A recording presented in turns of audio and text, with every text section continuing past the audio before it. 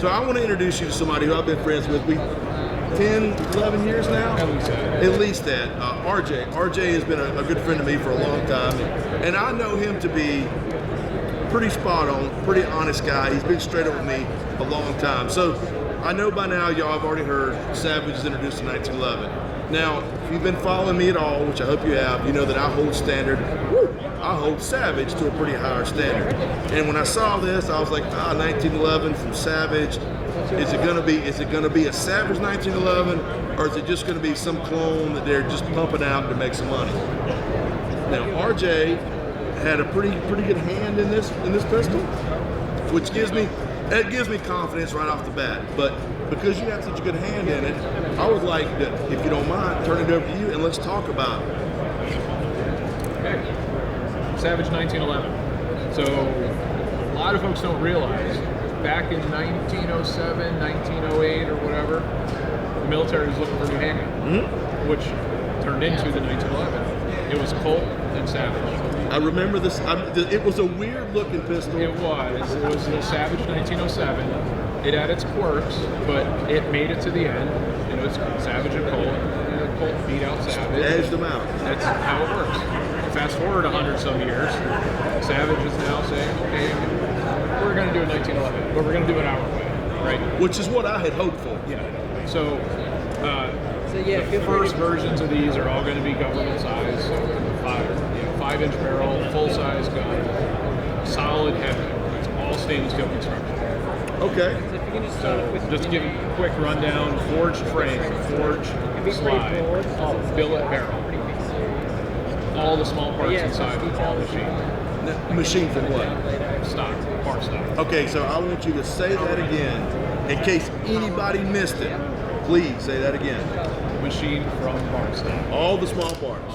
Now that, my friends, is very important. If you don't mind, I'm going to take a second. We all know that MIM it's applicable in the right context. Correct. But in my opinion, MIM has no place within 100 miles of a 1911. So now that, and this is the first I've heard of it, so that gives me a great deal of confidence yet again. So please. So, sear, disconnector, tool steel, hammer, stainless steel. Just because all stainless steel construction right on the outside, right? So anything that's black is black nitride. Okay. So we're adding another level to the stainless steel just to help it. Just black nitride is awesome. Right? So you had dry fired this before. I did. And what do you think? It was an exception. The 1911 trigger is what all other triggers are held a standard to. And even a poor 1911 trigger is not bad.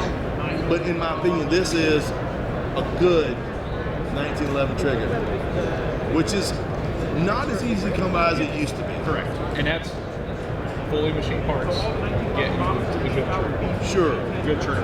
So, we're really, better come standard. As you see on Savage all over the place. That. We don't want consumers to have to change any parts on anything. So we're saying better come standard. We're doing better come standard. So the only reason somebody would want to swap something out on this gun is just in case they want it. Correct. But not because they want to buy this more inexpensive gun and then having to start fit parts and all that. Now you've got a lot of money and a lot of time wrapped up in something.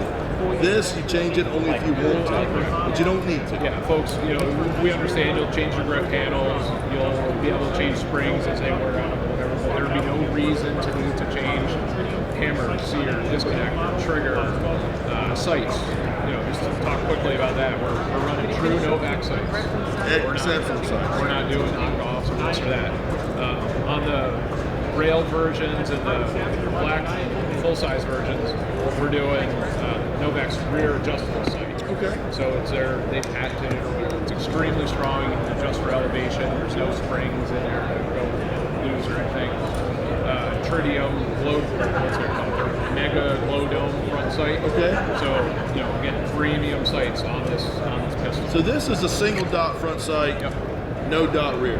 Correct. So I used to favor the 3-dot because I thought that, and here, this is before I was educated to an extent. I favored the 3-dot because I thought it was easier to put those 3 dots in a row.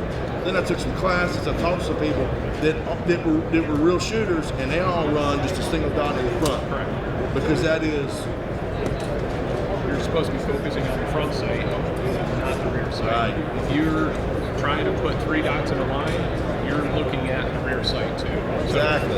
you're focused on your front sight, everything else should just so if you can see that front sight in that notch, that's all you need. your own point. Yeah. Correct. So that's why we're doing essentially plain black rear, dot front.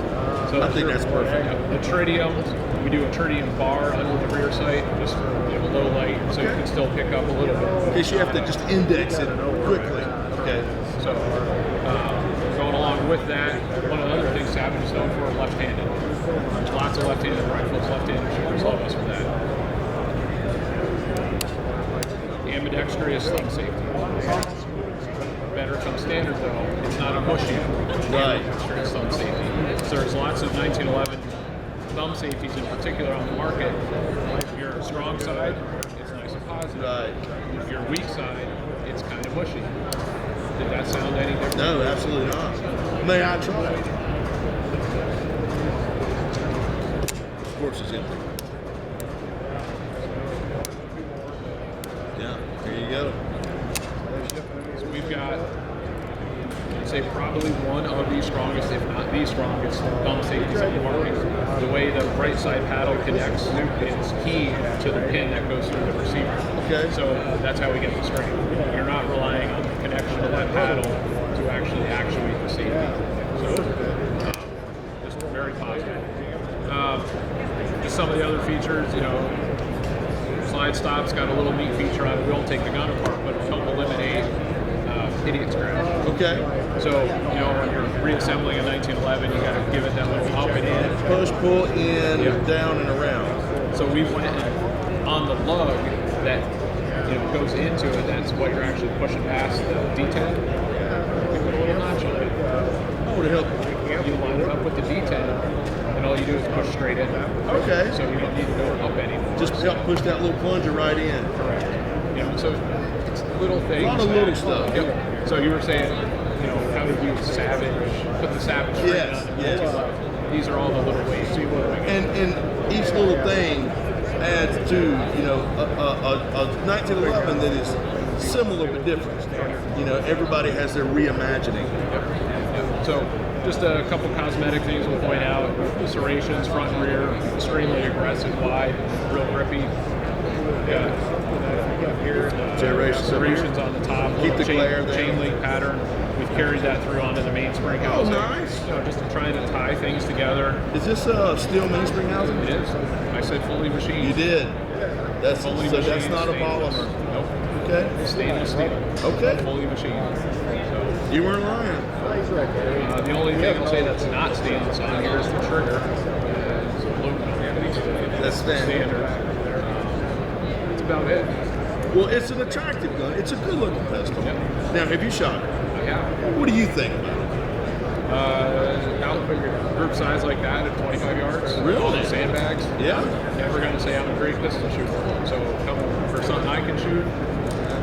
I know you're in 1911. You know 1911s pretty well. You've worked for other companies that are big in the 1911s. So, are you satisfied with it? I am.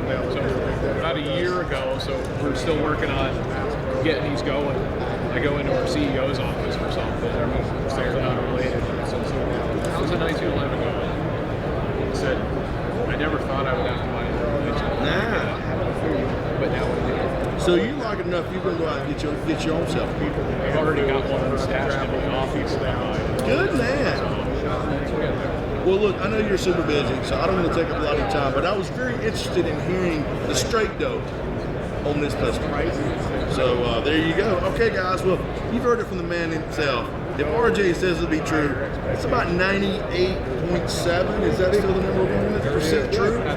So more than likely 110%. But anyway, you've heard it right here from the man. So look here. Y'all take care.